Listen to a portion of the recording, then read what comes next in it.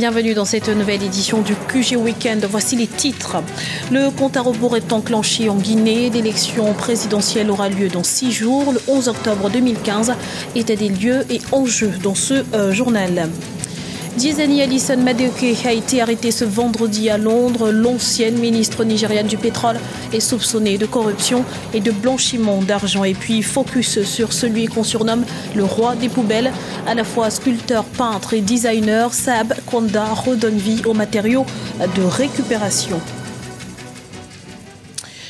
Mais avant de développer ces titres vers une décrispation de la situation dans le nord du Mali, les groupes rebelles et mouvements armés pro-gouvernementaux multiplient les gestes d'apaisement.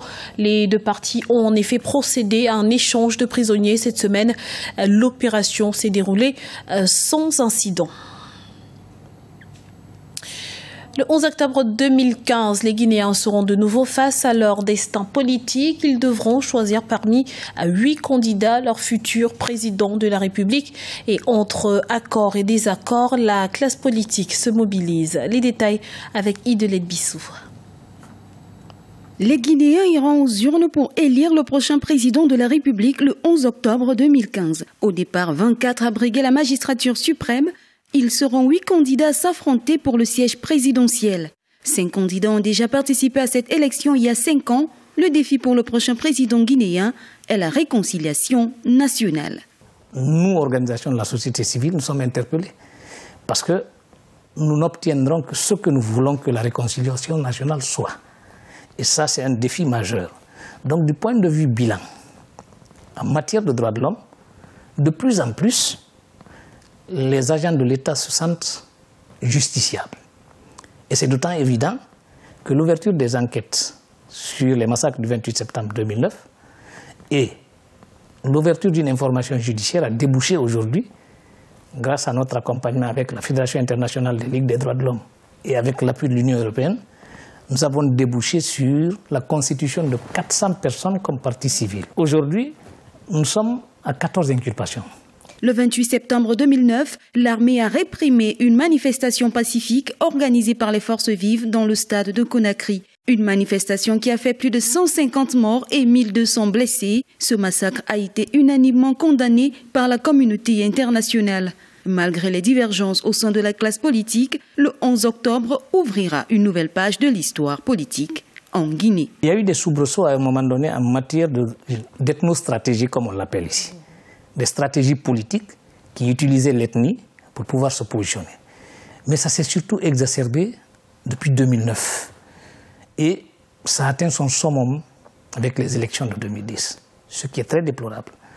Et aujourd'hui, nous l'avons déclaré une fois le 26 mai passé, on avait dit que l'essentiel des stratégies que devaient mener les politiques, c'est de soigner leur discours et de tenir compte du fait que la Guinée est une et indivisible. Désigné candidat le 25 juillet 2015 par son parti, l'Union des forces démocratiques de Guinée, UFDG, Cellou Dalein Diallo, 63 ans, candidat malheureux de la présidentielle de 2010, continue de contester la légitimité du président Alpha Condé. Le 1er octobre, l'opposition politique a appelé au report d'une semaine du scrutin présidentiel.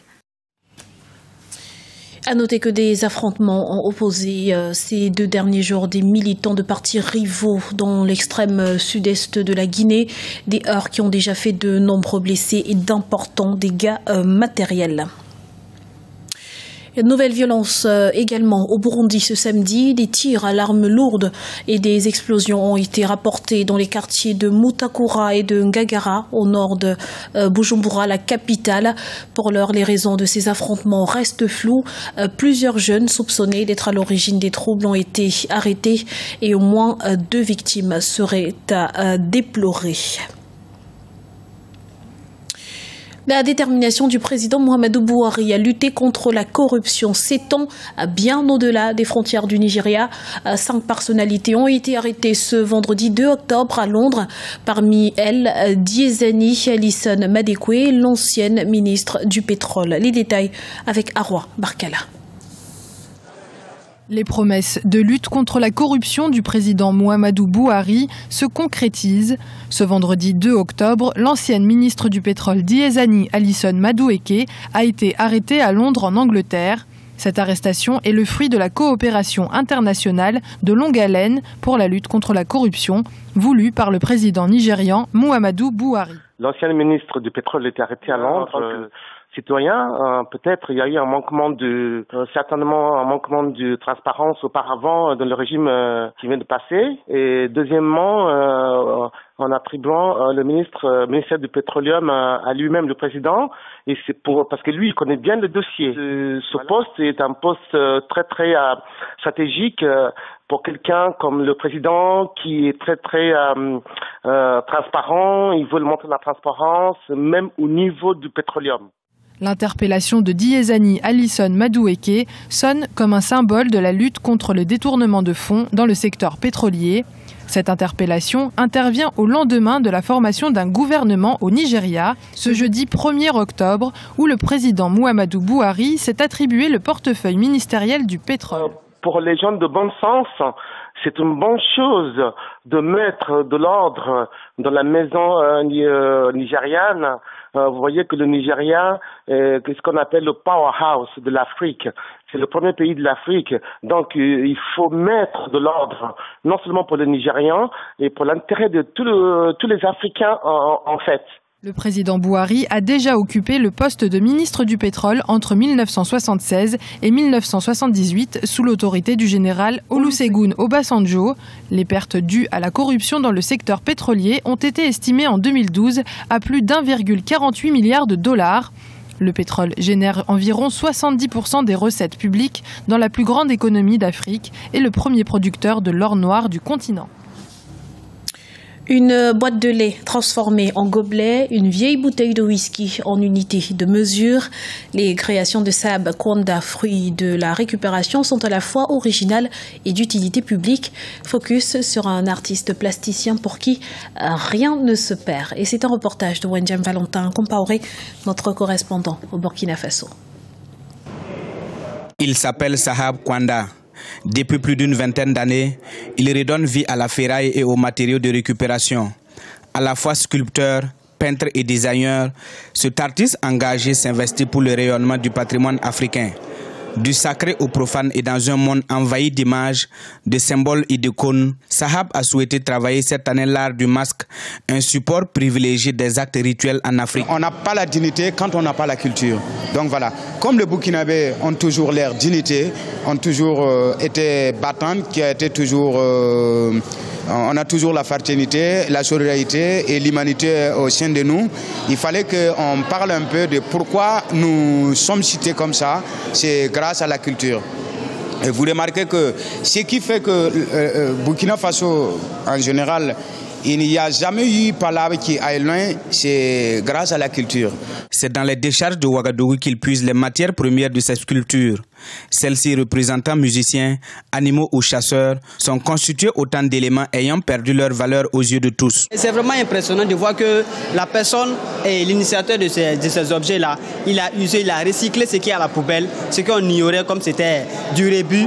Il a initié, il a recyclé ces objets-là et il a exposé pour faire un art. C'est que tout est basé sur des objets de récupération et encore des objets africains. Tous c'est des masques africains. Parole de masque, de la beauté à l'étrange, c'est le thème de cette exposition qui continue jusqu'au 24 octobre 2015. Cet autodidacte rêve grand, celui d'enseigner son art qui est d'utilité publique, l'art de la récupération à la jeune génération. Et un mot de sport pour clôturer cette édition. Deuxième succès consécutif pour l'Afrique du Sud en Coupe du Monde de rugby. Après une large victoire face aux Samoa, les Springboks se sont imposés face à l'Écosse 34-16 avec 3 essais. Le champion du monde de 1995 et 2007 prend ainsi une sérieuse option sur la qualification pour les quarts de finale.